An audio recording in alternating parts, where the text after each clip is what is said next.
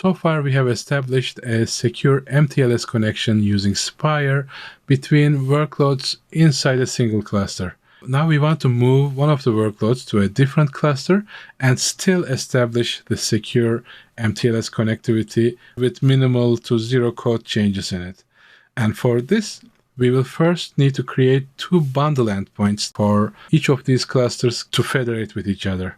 To do that, we are going to use a service type load balancer for our bundle endpoint because we want to have an inbound route into the cluster, and a service type load balancer can enable us to do that.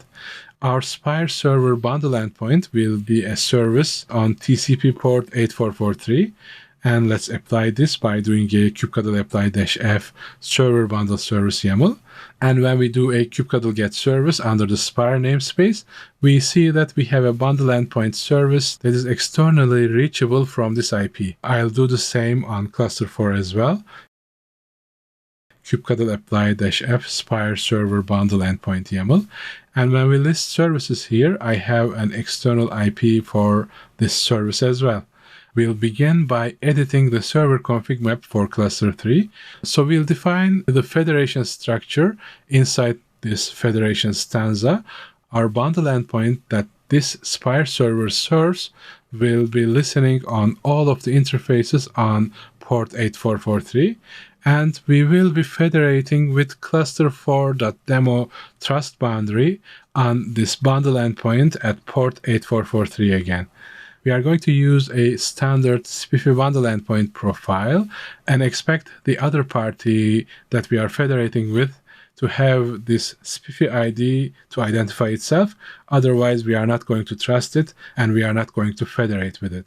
Then we'll apply this server config map, and then I'm going to kill the SPIRE server so that it can respawn itself, and it will initialize the API endpoint to federate the bundles. So let's do a kubectl delete po SPIRE server 0-n SPIRE, which will immediately delete the current server and deploy a new SPIRE server with the applied changes. And now I can telnet to this server's bundle endpoint, which is good. I'll do the same on cluster 4 as well. Again, I'll cheat a little bit and copy this federation bundle stanza and paste it on cluster 4's SPIRE server's config map and modify it slightly to match what cluster 4 needs. Instead of cluster 4, I'll use cluster 3 because we are going to federate from cluster 4 into cluster 3. And I think that's all that we need on this config map. I'll also need to change this endpoint IP, and I think we are all set. So let's apply the server config map here as well. Kubectl apply-f server config map.yaml, and we'll delete SPIRE server, kubectl delete po SPIRE server-n SPIRE, and then list the service endpoints again, kubectl get service-n SPIRE. Then I'm going to try telnetting to this external endpoint on port 8443, and it works. But for federation to work, there are a couple of additional steps to take too. First, these two clusters need to initially trust each other. To establish that trust relationship, we'll have to get the trust bundle of cluster 3 and add it into the bundles of cluster 4, and vice versa. We'll get the trust bundle of cluster 4 and put it into cluster 3. And once we manually add the bundles of the opposing clusters initially to each other, from that point on, the Federation API will kickstart and it will take care of the rest of the bundle sharing and certificate synchronization automatically. So to add those bundles to each other, I need to get the bundles first. And for that, we have this tiny print bundle script, which uses SPIRE server bundle show -format SPIRE command to dump the server's bundle in SPIFFE format. So let's see how it works. Yeah, it's a JSON file. So I'll copy this file and we are going to import it in the other server. And there are several ways to do this. And since this is a demo, I will just hack it a little. I'm going to first look into the persistent volumes of the cluster by doing a kubectl get PV, and then do a kubectl describe PV, and I learn where on my host machine this persistent volume that belongs to the SPIRE server exists, which is here. Then I cd into that var snap microcade this long volume string actually. And inside that folder, I will create a peer JSON, and I'll paste the content of the bundle file that I get from cluster 3 into the peer JSON file that I am editing in cluster 4. Then I'll save it. And that's for the virtual machine in cluster 4. To establish a peering relationship, we need to do the opposite in cluster 3 as well. So I'll export the bundle in cluster 4 and copy it over to the cluster 3's persistent volume and save it as a peer.json inside the same folder.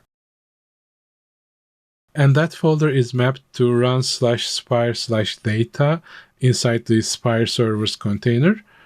So let's execute this import bundle sh on cluster 3 and see what happens. And it says bundle set, so I think it's something good, I guess. And now we are going to do this on cluster 4 as well. Import bundle and bundle set again. We are almost getting there. Finally, on cluster 4, where we'll have the client application, we'll need to add the client application's SPIRE registration entry with this federates with parameter as well. So we are telling that this client application is going to federate with the cluster 3 demo trust domain. If we don't do this, the client application will not use the federated resources, so we won't be able to establish the secure communication that we want to. So we add this one, and we are also going to do the same on the server end as well. But let's start by registering the client and then show entries. And yes, our greeter client in cluster 4 will be configured to federate with cluster 3 demo cluster, like we see here. And we'll do the same on the greeter server. But right now we cannot do because we already have an entry for the server. So let's list the entries, get the ID of the greeter server's entry, and edit this delete script, paste the ID of the greeter server so that we can delete the entry related to the greeter server. And once we delete the entry, we can now register a new one. Then we can show the entries, and we see that the server on cluster 3 is federating with cluster 4.demo trust boundary, and the client on cluster 4 is doing the opposite. It's federating on cluster 3.demo trust boundary. So I'll delete the client deployment from cluster 3 so that it doesn't generate any noise. Then we'll tail the logs on the server. I'm going to add a bunch of blank lines so that we can see when new log entries approach to the server. And I'm going to deploy the client, the greeter client application on cluster 4. And then see if we can establish a secure mTLS connectivity. Fingers crossed. So I look into the deployment once more, and it looks good enough. The server's service address is matching where we need to communicate with, and the rest of the file looks fine to me as well. We'll build the client first, and then after we have the client inside the registry, we'll do a kubectl apply -f greeter client.yaml, which will deploy the greeter client application onto cluster 4. And when we tail the logs of the greeter client, we see that both greeter server and the greeter client are happily as a clam talking to each other, and they can see each other's identities, they can verify each other's identities and accept or reject connections based on whatever policies that they deem necessary.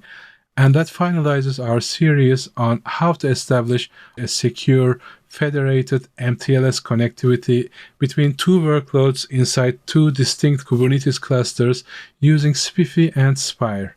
For more details on federation, SPIFFE, zero trust, turtles, check out this video's webpage. And until next time, may the source be with you.